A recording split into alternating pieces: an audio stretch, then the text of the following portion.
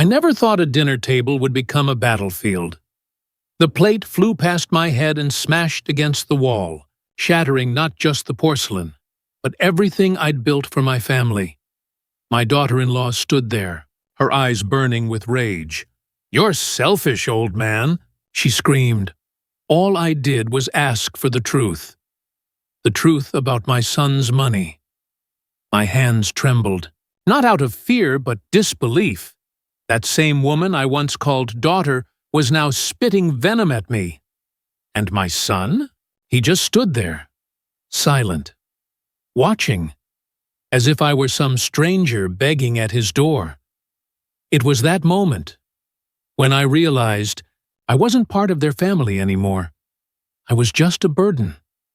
The man who paid for their house, their wedding, their lives. And now I was being thrown away like yesterday's trash. I didn't say another word. I just picked up my cane, looked at them one last time and whispered, "You'll regret this dinner, both of you." Because when I walked out of that house, I wasn't leaving defeated. I was walking towards something they'd never expect. Revenge. Written not in anger, but in ink. The ink of my lawyer's pen. Before all the shouting, before the plate flew across the room, my life was quiet, simple. I wasn't a rich man, just a man who worked with his hands, fixing cars and broken engines for 35 long years. My name's Raymond. People in town used to call me Ray the Honest Mechanic. It wasn't fame, but it was respect, something I earned drop by drop, with sweat and sleepless nights. When my wife, Margaret, died, my whole world cracked. Our son, Eric, was only 10 then. I remember holding his hand at her funeral, promising him through my tears, "I'll make sure you never feel alone, son." And I kept that promise, even when it cost me everything. There were nights I came home too tired to eat, but still cooked him dinner, just to see him smile. I sold my old Chevy, my only treasure, to pay for his school trip. When college came, I took extra shifts, crawling under cars in the freezing cold, just so he wouldn't have to give up his dream. I still remember the day he graduated, standing there in that cap and gown, waving at me. It was the proudest moment of my life. When he got married, I told myself, Margaret would be proud. Lisa, my daughter-in-law, was charming at first. Polite, soft-spoken, always calling me Dad. I welcomed her with open arms. I gave them my house, my wife's dream home, and moved into the tiny guest house out back. It wasn't much, but it was enough for me. I told Eric, "You two need space. I'll be fine here." I still cooked Sunday dinners for them every week. Sometimes I'd stand by the window, watching them laugh together. It made me happy, seeing my son build the life I'd fought so hard for. I didn't need much. A warm cup of coffee, my old chair, and the sound of rain tapping on the tin roof. That was peace to me. But loneliness crept in slowly, like rust on old metal. Nights got quieter. My phone rang less. Still, I told myself, they're busy. That's how life goes. Sometimes I'd take out old photos. Margaret holding baby Eric, our family trips, birthdays. I'd whisper, "We did good, didn't we?" Because despite all the struggles, I believed love would keep us together. I never expected that the same house I built with my bare hands, the same family I devoted my life to, would one day turn their backs on me. I never imagined that kindness could become my greatest weakness. But life, it has a cruel way of teaching lessons, and mine was just about to begin. The betrayal didn't happen all at once. It crept in like a leak in the foundation, tiny at first, then wide enough to swallow the whole house. It started with small exclusions, phone calls I didn't get returned, Sundays where the food I cooked sat untouched in the fridge. I remember the first time Lisa closed the front door in my face, She had her purse slung over her shoulder and didn't even look back. "Eric," I called from the porch. "Don't you at least say goodbye?" He glanced over, eyes already turned away. "I'm busy, Dad. Later." He didn't mean it. One afternoon, I walked into the kitchen and my bowls were gone, packed away in a box. Lisa stood there, folding napkins like she was preparing for a party. "We're redecorating," she said, without looking up. "You can keep your things in the garage." "Your things?" I echoed, heart thudding. "This home, it's always been ours." She smiled, thin and patient. "It's ours now, Dad. Times change." Then came the whisperings I overheard through the thin wall. Late-night voices plotting like vultures. "Dad's getting old," Lisa said one night. "We should move the accounts. If he keeps managing money, he'll blow it." Eric's voice, softer but cold. "We can't let him ruin his legacy with silly purchases. We should protect what's ours." My hands went numb. Legacy! It was my name on those bills, my years on those receipts. I confronted them the next morning, voice shaking more from disbelief than age. "Why are you talking like that about me?" I asked, stepping into the living room. Lisa's eyes flashed. "You don't understand finances. You're sentimental. You'll give things away." "Sentimental?" I laughed, a sound that hurt. "I built that money working double shifts. I never asked you for anything." "You didn't ask," she said, "but you always got in the way." Her tone was a blade. Humiliation came next, wrapped in small, cutting acts. At a family dinner, I reached for the wine Eric had brought. Lisa pushed my hand away. "Dad, don't touch that. It's special." I felt the room tilt, everyone pretending not to notice. I swallowed my pride and my wine. Later, Eric pulled me into the hallway. "Dad, stop complaining. You're embarrassing us." Embarrassing. The word echoed in my chest, like a verdict. The worst was the day I discovered the account transfers. I opened a letter, mistakenly delivered to the guest house, that had my name on it. My heart sank as I read their signatures on documents I never signed. "She forged them?" I stammered. "Eric, did you sign these?"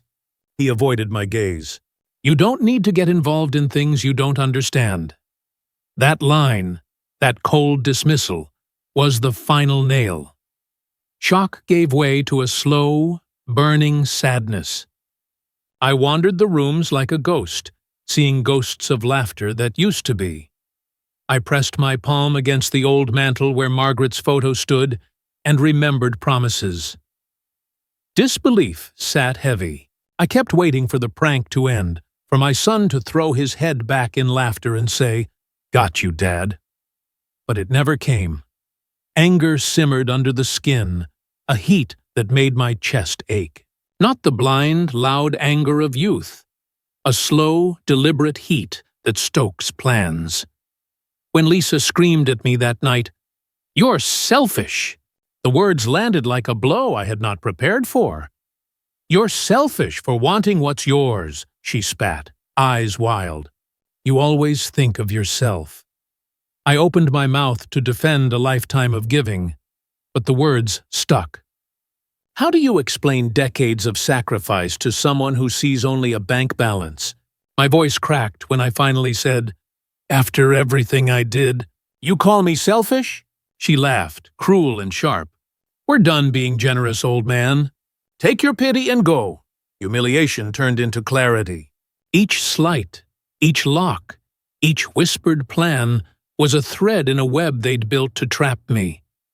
I felt small then, not because of age, but because the people I loved had decided I was expendable. That realization didn't break me. It set something colder in place, a resolve to not be invisible, to not vanish with dignity wrapped around my shoulders like a shawl. And as I stood in the dim hallway, watching them celebrate some future that didn't include me, the anger seeded itself into a plan, patient, precise, and quietly lethal to their schemes. I left the dinner that night with scraped hands and a bruised heart, but something else too. The first clear thought of how I would answer betrayal with consequence. I would not beg them to love me. I would make them answer for what they took. That night, I couldn't sleep. The house felt too big and too empty, like a room photographed from the wrong angle. I lay on my back and listened to the house breathe. The pipes, the old heater, the clock ticking like a judge. Every sound dragged me back to the plate shattering. Lisa's face, Eric's silence. The memory kept replaying, sharper each time.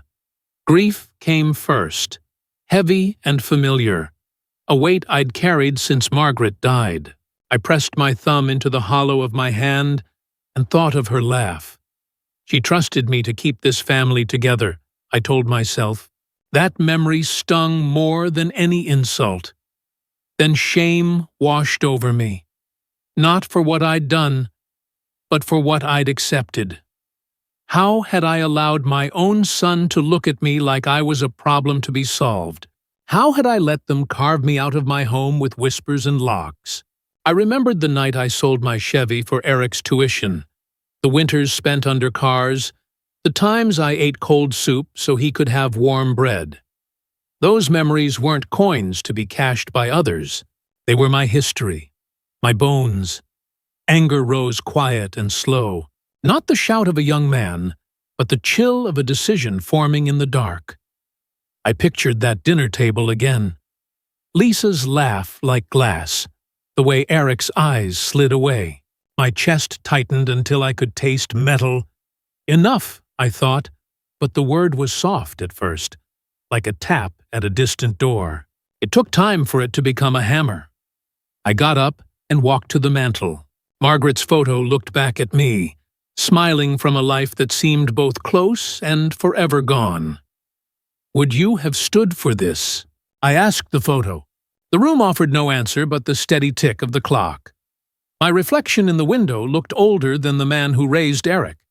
He looked tired. Yes, but not defeated. There was a light around his eyes that belonged to someone who had been pushed too far. I thought about all the small betrayals that had sounded like accidents at the time. The locked fridge, the packed dishes, the forged signatures, each a nail in a coffin I hadn't known I was in. My throat tightened. For a moment, I allowed myself to imagine walking away, disappearing into the night, with nothing but the coat on my back. But I couldn't do that. Not because I wanted things back, though I did, but because walking away felt like agreeing with them, like signing off on the theft of my life. So the grief shifted. It turned its face toward the window and became clear-eyed. Mourning sharpened into calculation. I thought about what I still had. My name on papers, the deed hidden in a drawer, the friends at the church, the savings tucked away from years of frugality. I counted them in my head like coins, small, steady, mine. Each one was a piece of leverage, a route back to dignity. Plans began to outline themselves, not as fantasies, but as small, precise steps. Quiet calls, legal counsel, transfers that would make their greed impossible without consequence. I felt something like relief. Not the quick, silly relief of a tantrum, but the slow, heated relief of a man who has found a map in the dark. There was fear, too, fear of losing more, fear that my son would never speak to me again. But fear was a small price for the truth I needed to claim. In the half-light, I dressed quietly, each movement deliberate. I reached for the old folder where the deed lived, fingers shaking not with age but with purpose. I sat at my kitchen table, opened the drawer where Margaret kept the papers, and for the first time in months, I felt my hands steady. No more waiting, I told myself. No more letting them decide what I am. I picked up the phone and dialed a number I'd been avoiding because it meant admitting I'd been played. The lawyer answered on the second ring. "Mark," I said, my voice low and even. "It's time." He asked nothing more than the name of the house. That was all the confirmation I needed. As I hung up, the room seemed to straighten. The old sadness sat beside the new resolve like two old companions who had finally found truce. My heart beat like a drum. Not out of panic, but in time with the promise I was making to myself. I stared at the mantel one last time, at Margaret's smiling face, and whispered, not a plea, but a vow. You took my kindness for granted. You turned my life into someone else's plan. I will not vanish quietly. I will make you answer. I will take back my dignity, whatever it costs. Enough is enough. After I decided I wouldn't disappear quietly, I knew fury alone wouldn't win this. I needed time, patience, and a quiet set of tools. So I built the plan like I used to build engines, piece by careful piece, testing each part before it moved. The first thing I did was stop reacting. I practiced being small, forgettable, the perfect old man. I let them think I'd given up. Every sigh, every limp I exaggerated just enough for them to feel safe. Safety makes people careless. I needed that. I called Mark, my lawyer, on a Tuesday morning and spoke in calm, careful sentences. He listened, then told me what I already suspected. Keep everything you can prove. So I dug up receipts, old bank statements, the faded warranty booklet from the Chevy I'd sold. I sorted them into a new folder. My evidence. I didn't tell Eric why I wanted copies of the house deeds. I only asked for the originals to be moved into a safer drawer. He smiled at my forgetfulness and handed them over. Perfect. I made an ally of Gloria at the bank, a woman who'd known me long before Lisa came along. Quietly, she set up alerts and a separate account in my name only. Nothing flashy, just enough to move funds without drawing attention. Father Jim at the church became another silent confessor. He agreed to notarize character statements from neighbors, simple notes about how I'd cared for my family. Little human facts that matter in court and in conscience. Sold the workshop, not in a banner headline sale, but to a young mechanic I'd trained over the years. He paid in cash over months. Every deposit was recorded and placed where only I and Mark could find it. People thought I was losing things. They cheered. It made them sloppy. I smiled and offered tea. They mistook my smile for weakness. I started keeping a journal again, not just memories but exact dates, times, snippets of conversations. I wrote down the locking of the fridge, the words whispered in the night, the day Lisa said I was in the way. Ink holds better than memory. I also made copies of every official document I could find. Utilities, warranties, tax notices. I learned which papers could strangle a lie and which could free me. Mark taught me to think like the law, and I learned fast. There were small performances, too. An awkward breakfast where I pretended not to notice the new locks. A condolence I offered when Lisa snapped, "You're selfish." As if the words were rain on a tin roof I didn't feel. Each moment was a test of their guard. At night, I practiced my lines in the mirror. "I'm confused. Maybe I'm wrong," I'd say, then watch their faces fold into relief. That relief was my ammunition. I recruited one more quiet helper. Rosa, the postmistress. She agreed to slide certain letters to my guest house when they came, unopened. One of those letters held the key piece I'd been missing. A transfer notice with signatures that didn't match mine. That little slip changed the shape of everything. My plan wasn't a single thunderbolt. It was a calendar. Transfers moved, documents consolidated, witnesses lined up. Mark drafted papers that would protect the home from sudden claims and a trust that would trigger consequences if I ever faced harassment or eviction. He kept every draft with lawyerly discretion. We worked in small bursts, a meeting here, a notarized statement there, always moving under the radar. Patience was the longest muscle I had to train. I also kept my heart measured. I refused to let rage make me sloppy. Every time I wanted to shout or storm in, I breathed and wrote the feeling down instead. Writing sharpened my purpose. Evenings were for reconnaissance. I listened more than I spoke, learned who came to their house and why, what purchases were made, how their laughter changed. The more I listened, the more patterns revealed themselves. Sometimes I nearly slipped. A neighbor asked if I was angry, and my face betrayed a flash of truth. I turned it into a cough and a joke. Mistakes are costly. I paid attention to them like ledger entries. And always, Mark was there. A steady voice reminding me of the legal lines I mustn't cross. No forgeries, no lies on oath, no threats.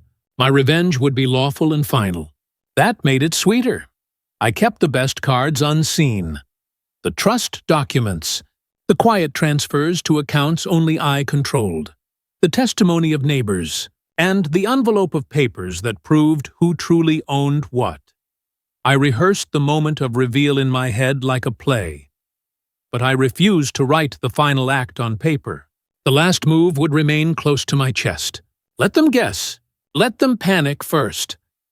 When I invited them to that final dinner, it felt like a small, cruel audition. Their smiles were bright, their greed visible in the way they sat forward. They were waiting for the prize they believed was theirs. They didn't know that while they polished their forks, I had polished a plan that would not only expose them, but strip away the safety they'd built on my kindness. I let the suspense live like a heartbeat under the floorboards. I told only a handful of people: Mark, Gloria, Father Jim, and the young mechanic who bought the workshop. All trustworthy souls who owed me small debts of loyalty and gratitude. Each played a quiet role. The banker prepared accounts, the priest offered witness, the mechanic provided clean money, the lawyer drew the net. Together, they formed a lattice I could step on when the ground gave way. Now, with steps in place and patience in my pocket, I waited. I learned to wear the mask of the forgotten man until the night I chose to take it off. They thought I was brittle and done. They thought I would never fight. And that, I decided, would be my greatest advantage. What I hadn't revealed yet, not to them, not to anyone, was the exact moment I'd pull the cord that set everything in motion. That secret sat heavy and warm in my pocket, and every time I reached for it, my fingers trembled with the thrill of what was coming.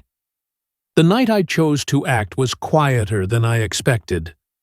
A soft rain, the kind that makes the world hush and listen.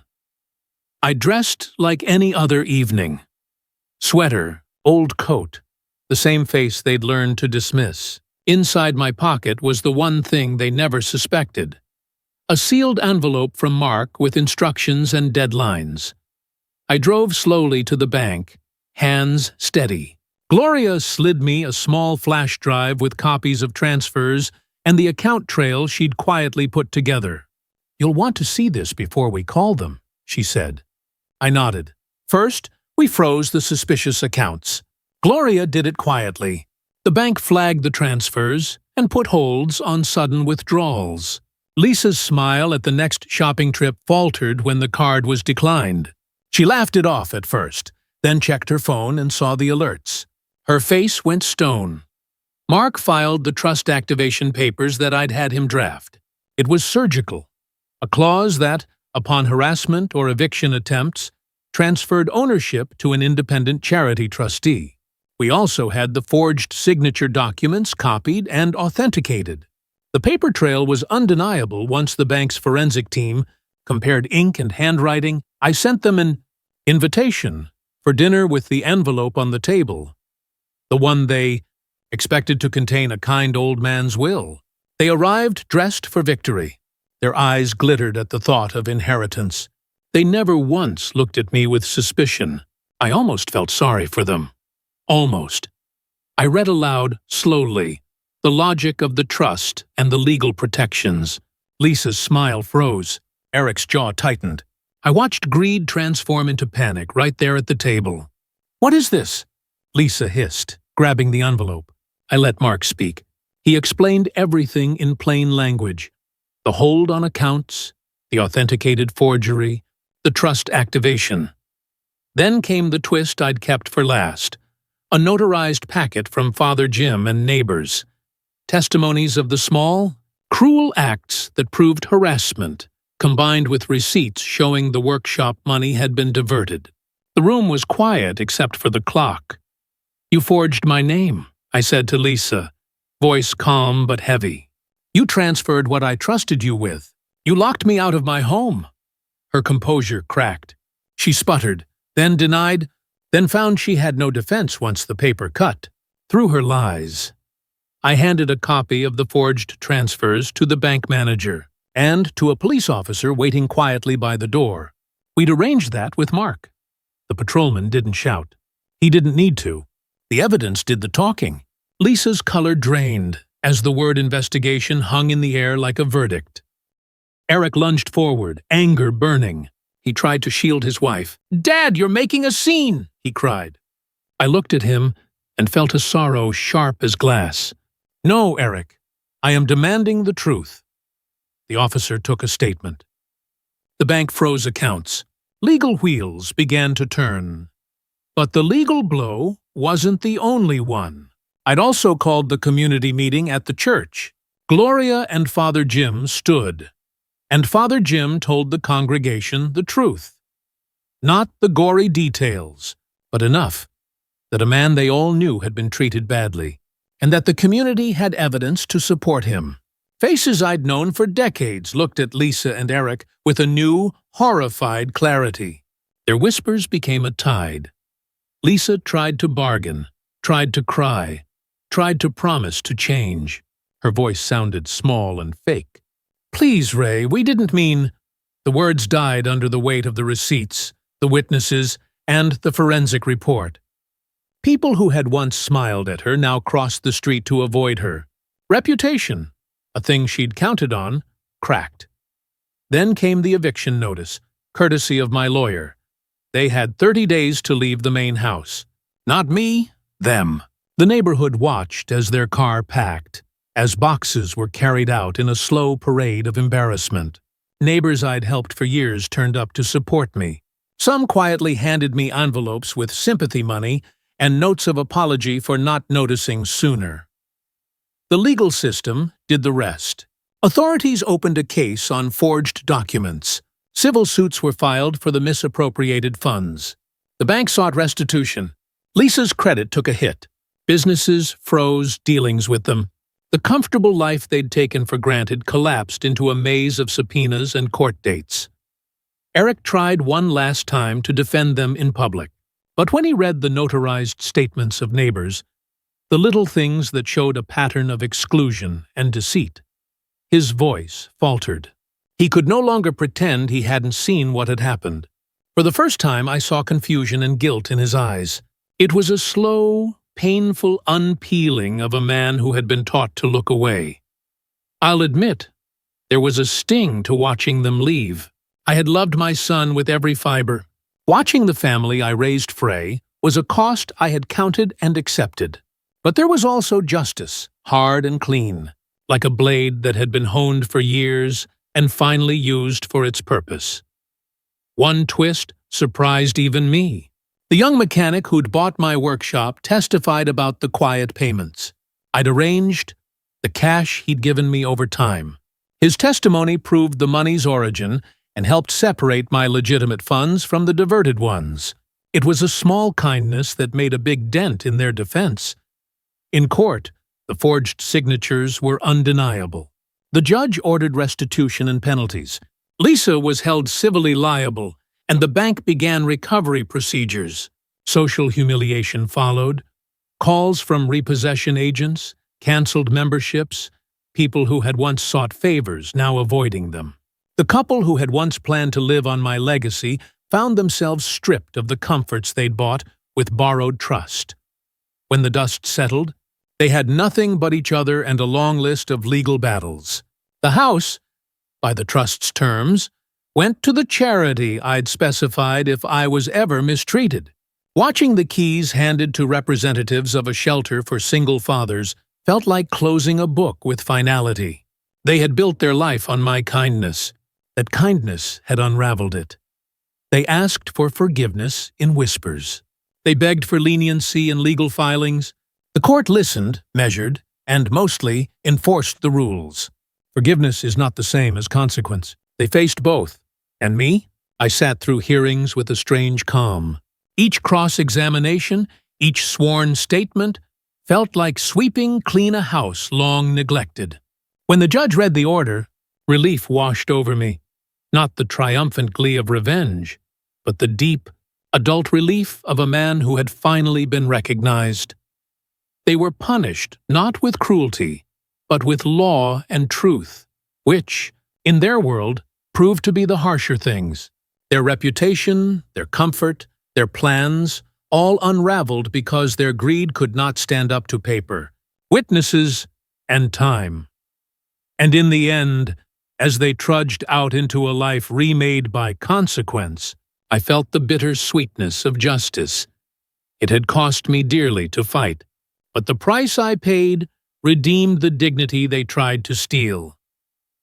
When the storm finally settled, silence returned to my home. Not the silence of loneliness, but the kind that feels earned. I would sit by the same old window where Lisa once accused me of being selfish, and listen to the wind rustling through the trees. For the first time in years, the air felt light again. The legal letters had stopped coming. The court cases were over. Justice had been served, clean and unbending.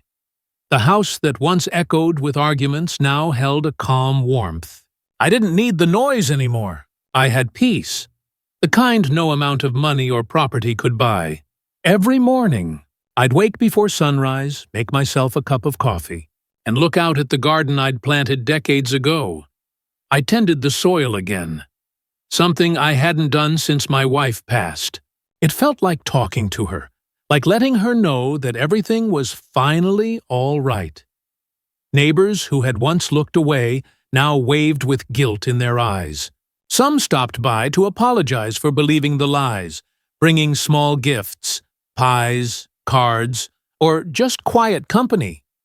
I didn't hold grudges. Life had already taught me that bitterness is just another chain. I smiled, accepted their apologies, and moved on. Eric called once. His voice trembled on the line. "Dad, I didn't know it would go that far." I stayed silent for a moment, letting him feel the weight of it. Then I said, "You always had a choice, son. You just didn't want to see it," he cried quietly. For a second, I heard the boy he used to be, the one who built toy cars in my garage. I told him I forgave him, but forgiveness didn't mean forgetting. He thanked me, said he'd try to rebuild. I wished him well, but I knew he'd have to walk that road without me. Months later, I received a letter from the charity that now owned the house I'd once been pushed out of. They'd turned it into a shelter for single fathers, a place for men who, like me, had lost everything, but still had love left to give. When I walked through its halls, I saw fathers cooking for their kids, fixing broken toys, laughing through their pain. It was humbling. In that moment, I realized that my revenge hadn't destroyed. It had restored. Something good had grown from betrayal. At night, I still replayed moments in my head. Lisa's plate shattering, her venomous words, the shock in her eyes when justice struck back. But those memories no longer stung. They were just reminders, proof that even a quiet man can roar when pushed too far. I learned that dignity doesn't shout. It endures. And when it finally speaks, it does so with truth as its weapon. Now, when people ask about that time in my life, I don't talk about the money or the lawsuits. I tell them about patience, about knowing when to stand your ground and when to let go. Revenge, I've learned, isn't about destroying others. It's about reclaiming yourself. It's about showing that kindness is not weakness. And silence is not surrender. So I end my story with this. Never let anyone make you feel guilty for protecting your peace. Never let love blind you to disrespect. And when life pushes you into a corner, don't lash out in anger. Plan. Rise. Because sometimes, the sweetest revenge isn't fire or fury. It's watching those who wronged you crumble under the weight of their own choices, while you finally walk free, head held high in peace.